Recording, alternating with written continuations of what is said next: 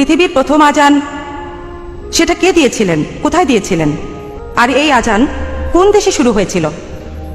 বোন, আপনি প্রশ্ন করলেন যে আজানের উৎপত্তি কিভাবে হয়েছে, কোন দেশে হয়েছে, আর সেটা কিভাবে শুরু হয়েছে। বোন, আজান শুরু হয়েছিল আরব দেশে, আরবের মদিনায়।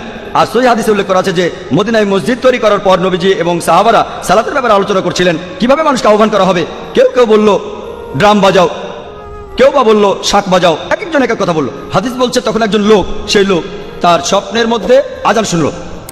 সে শুনলো আজানের আওয়াজ, যেটা আমি আগে বলেছিলাম মানুষের কণ্ঠে। খবরটা তখন নবীজির কাছে পৌঁছে গেল।